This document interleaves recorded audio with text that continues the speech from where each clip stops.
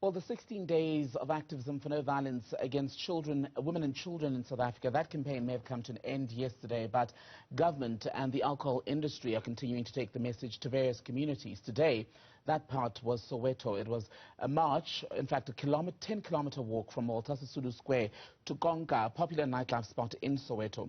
Now, this walk was organised to observe an end to the 16 days of activism campaign, but also people like the Police Minister, Bekicele, encouraged the community to continue to speak out against gender-based violence and to also report police officers who don't attend to complaints of GBV.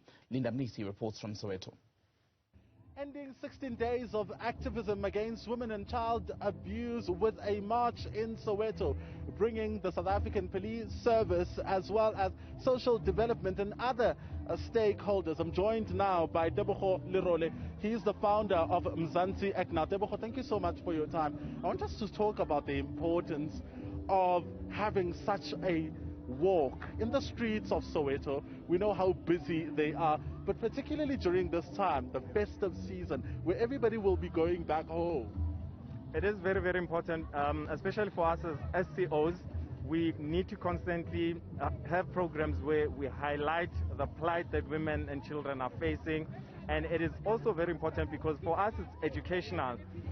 It's messages that we send out to communities because we want communities at large to take stock and to take ownership and accountability, saying this is my community, and within my community I wouldn't want a young child abducted or human trafficked. I wouldn't want a woman raped, and I wouldn't want my aunt abused by some uncle who is beat her for Lord knows whatever it is. So what we want is to obviously work hand in hand with government, with the corporate sector. As we all know, the government has got a program called the National Strategic Plan.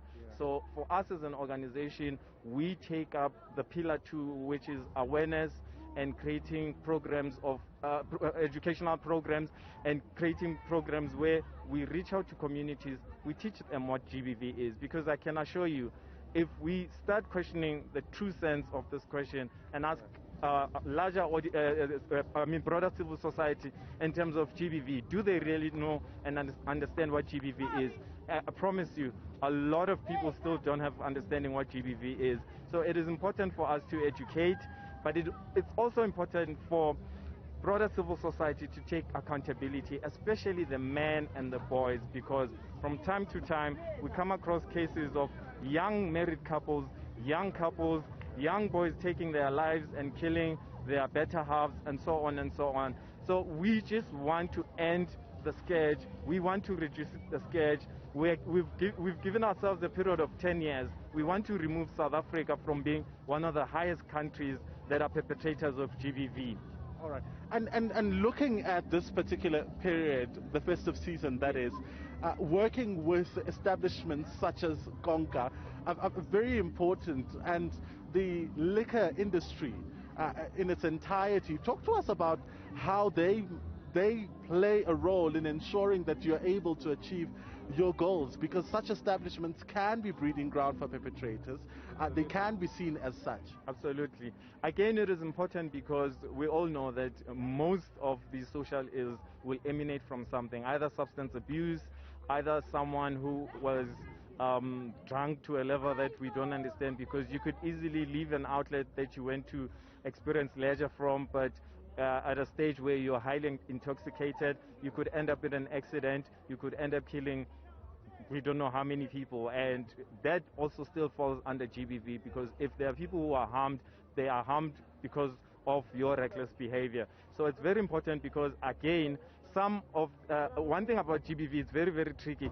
There are people that believe that it's not mine, it's got nothing to do with me or my family, but we then get to reach an audience that we can speak to, a broader audience that we can get at some of these outlets.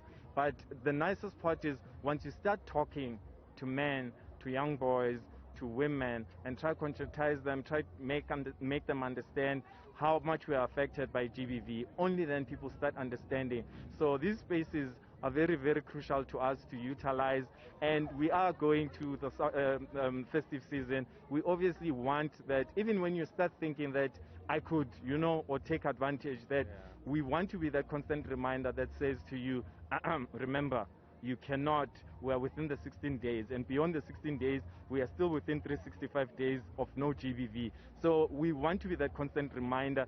It's like, you know, humans will always falter, but it seems as if we need teachers from now and then. So these teachers don't go away. They constantly have to be a formidable force, a force that works with outlets, a force that works with the law, a force that works with police officials. And it, again, mentioning police officials, it's very, very important, because I think we've seen in the past where communities are complaining about SEPs, they're complaining about the law, that, you know, cases are opened, but we never get any justice out of these cases. Minister spoke earlier on and said they need to start working on a program where they go out and search for the rapists. And he said it clearly that once you rape someone, 25 years in prison. That is a bold statement made by our minister. That's what we want to hear. He's also mentioned the fact that once you rape someone, no bail. For us as CSOs, we are winning as soon as we start hearing such conversations, because the impact is really, really hard-hitting women and children out there. And as well, I don't want to sort of single out the men. The men also go through quite a lot of challenges when it comes to GBV. But because we are created to stand bold and stand firm and behave as if nothing has happened, we want the men to also come out. We want them to also report their cases, because at the end of the day, men will always be stronger by build. If anything happens, just one move from a man, you might just hit a woman very hard, she might just fall, and you never know what could happen. So we want everyone to start realizing that violence is not the order of the day. We want to limit the violence as much as possible.